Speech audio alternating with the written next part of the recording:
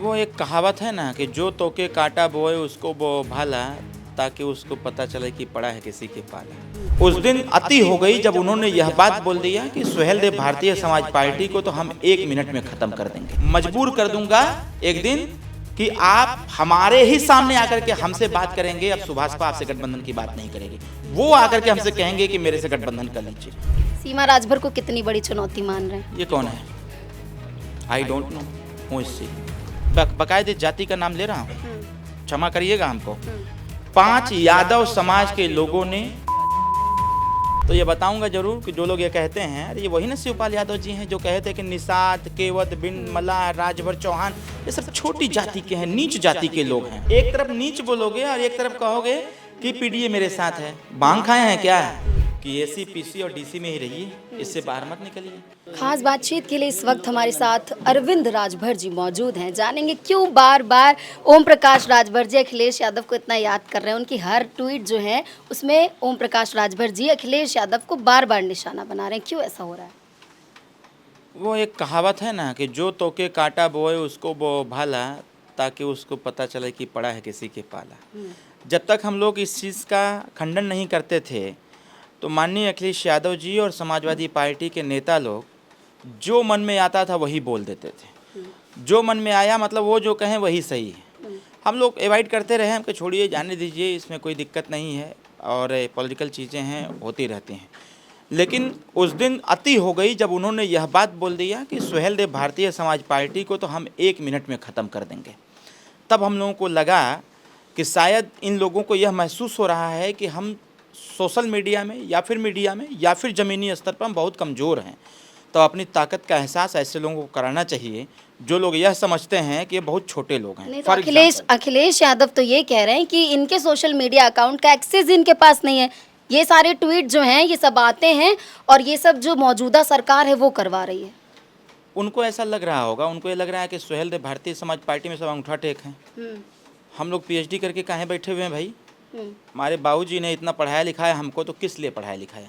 जब राजनीति में हैं, जितने कंटेंट्स जाते हैं उस सारे कंटेंट्स डॉक्टर अरविंद राजभर के रहते हैं। सारे कंटेंट्स। मतलब आप बता रहे हैं कि वो कंटेंट आप लिखते हैं वो? मैं उनका कन्फ्यूजन दूर कर रहा हूँ। क्योंकि वो कन्फ्यूज व्यक्ति हैं ना, उनके स्टैंड क्लियर नहीं रहते हैं, उनके स्टैंड क्लियर नहीं रहते, उनके स्टेटमेंट क्लियर नहीं रहते हैं। तो मैं उनको क्लियर कर रहा हूँ कि मैं डॉक्टरेट हूँ, पीएचडी किया हूँ और राजनीति से ही किया हूँ। जितने कंटेंट्स जाते हैं वो डॉक्टर अरविंद राजभर के ही द्वारा जाते हैं।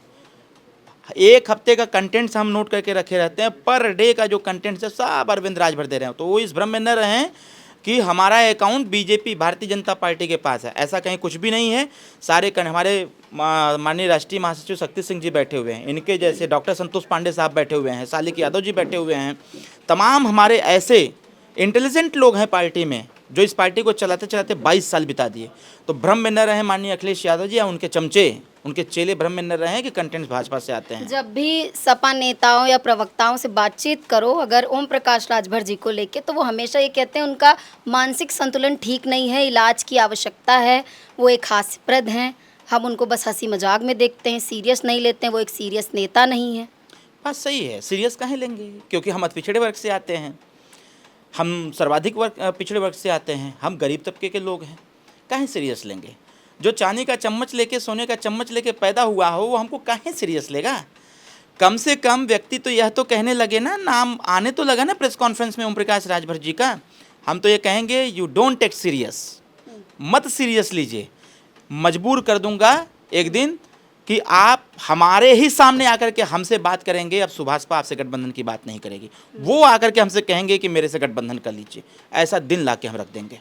आपने पहले भी तो गठबंधन किया था उनके साथ, तब आपको नहीं लगता है कि आप लोग जीते थे? कुछ नहीं, कुछ नहीं। उनसे अच्छा गठबंधन तो हमारा यहाँ पर वो भस्मासुर वाला गठबंधन था। वहाँ भस्मासुर जैसी स्थिति थी, वहाँ गठबंधन करने से हमारे पार्टी का बहुत नुकसान हो गया, बहुत नुकसान हो गया। इसलिए अब दोबारा गठबंधन समाजवादी पार्टी से इम्पॉसिबल। सीमा राजभर को कितनी बड़ी चुनौती मान रहे हैं? ये कौन है? आई डोंट नो हूँ इससे। सीमा राजभर को नहीं जानते? आई डोंट नो हूँ इससे, मैंने बताया ना, आई डोंट नो हूँ इससे, मैं नहीं जानता। भाजपा के साथ किस तरीके से 27 के चुनाव की तैयारियां क्या चल रही हैं? जो तैयारियां चल रही है इसी से तो बौखलाए हैं समस्त समाजवादी के लोग। अब वो जो है अपना उनका कौन सा झंडा, हरियर का एक थे ललका अभी झंडा छोड़ के करीबा झंडा उठा लिए हैं। और खुद ही सोचिए ना कि इतना वो दहशत में हो गए हमारी तैयारी से कि हरियर का और ललका झंडा छोड़ के करीबा झंडा उठा लिए हैं। तो उनको खुद ही समझ में आना चाहिए। देखिए, लाल बत्ती लगती है ना ट्रैफिक में, तो छोटा सा ही रहता है, सारी गाड़ियां रुक जाती हैं।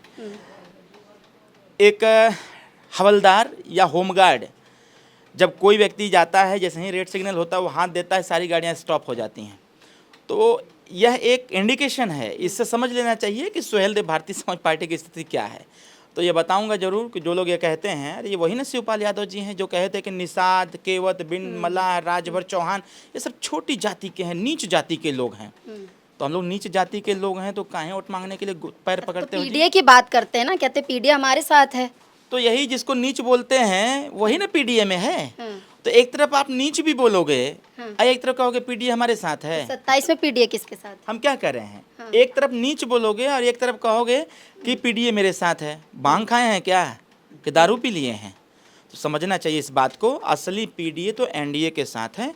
और आज जो 21 लोगों ने पार्टी की सदस्यता ग्रहण किया है, ये सब पढ़े लिखे लोग हैं। और सुहेलदेव भारतीय समाज पार्टी की स्वीकारता पढ़े लिखे लोगों में इस समय बड़े पैमाने पर हो रहा है। मैं 18 विधानसभा का संगठन का समीक्षा करके आया हूं।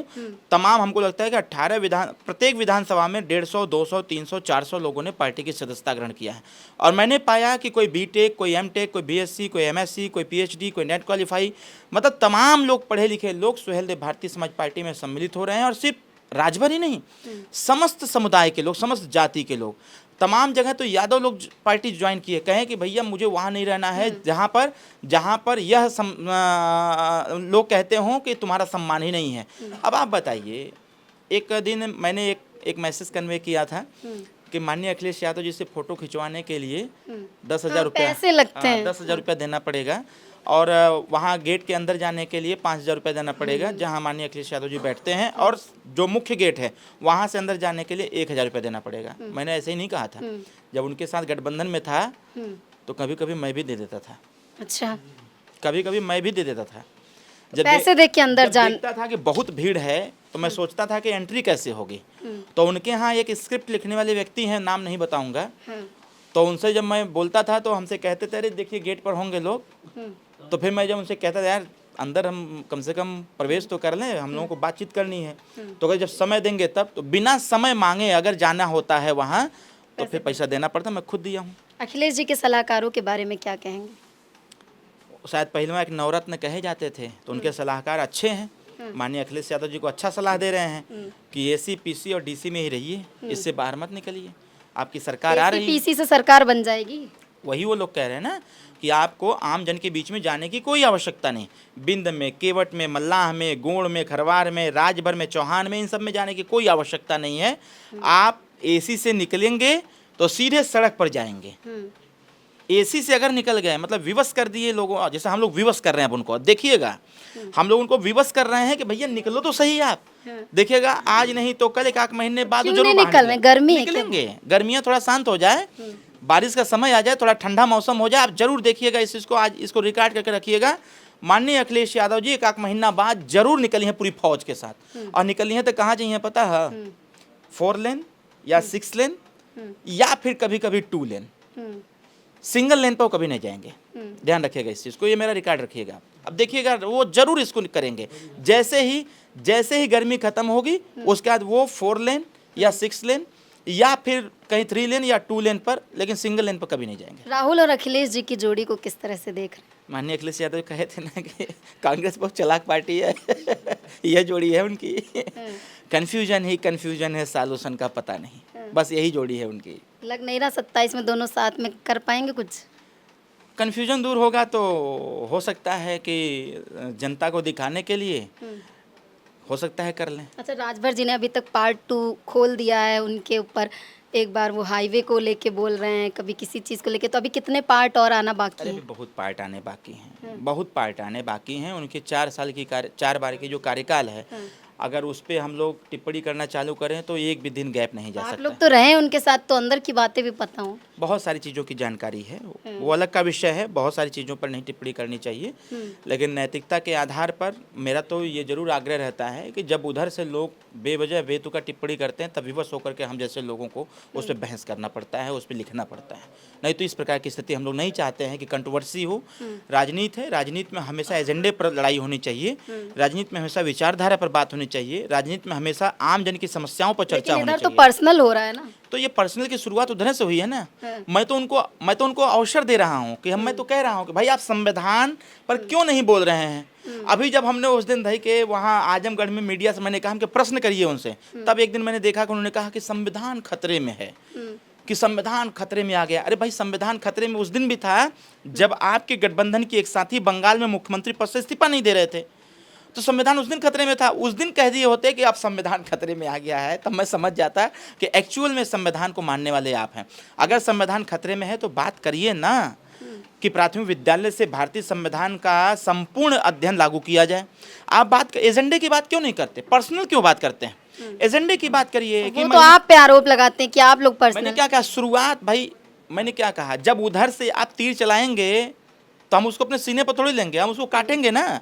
तो मैं तो यह कह रहा हूँ कि मैं आग्रह भी कर रहा हूँ कि माननीय अखिलेश यादव जी से, सत्ता का आईना विपक्ष होता है, जो आम जनमानस की आवाज़ है उसको उठाने की आवश्यकता है, उस पर बात करने की आवश्यकता है। आप बात करिए ना भारतीय संविधान को पढ़ाने की, आप बात करिए ना महिलाओं के बच्चियों की शिक्षा निःशुल्क कराने की, आप बात करिए ना बेरोजगारी दूर करने की, आप बात करिए लघु और कुटीर उद्योग स्थापित करने की, आप बात करिए जो प्राइमरी विद्यालय सरकारी विद्यालय हैं उसको कॉन्वेंट के तर्ज पर बनवाने की। इन सब की बात ये नहीं करेंगे।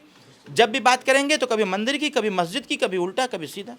एजेंडे पर कभी वो तथ्यात्मक बात नहीं करते। अगर वो एजेंडे पर हमसे प्रश्न पूछें, इन सब चीज़ों पर प्रश्न पूछें, तो जनता में भी एक सकारात्मक मैसेज जाएगा कि अब सही काम हो रहा है। अब सत्ता के सामने वो घुटना टेक दिए हैं, हमारी सरकार के सामने घुटना टेक दिए हैं। कभी एजेंडे पर बात नहीं करते भाई। आप कोई स्टेटमेंट उठा के देखिए, कभी एजेंडे पर बात नहीं करते। करें तो सही, हम तो अवसर दे रहे हैं। वो तो अपनी पीसी में पूरा चिट्ठा खोल के दे देते हैं। निगेटिव चीज़ें आप बात करेंगे तो क्या होगा निगेटिव चीज़ों से? एजेंडे पर बात करिए, जो आम जन की समस्या है, जो निचले स्तर पर गांव गरीब के लोग गरीबों की ज़मीन लोग लूट रहे हैं। अगर वो कह देते हैं अपने कार्यकर्ताओं से, भाई खबरदार कोई किसी की ज़मीन नहीं लूटेगा, तब बात समझ में आती।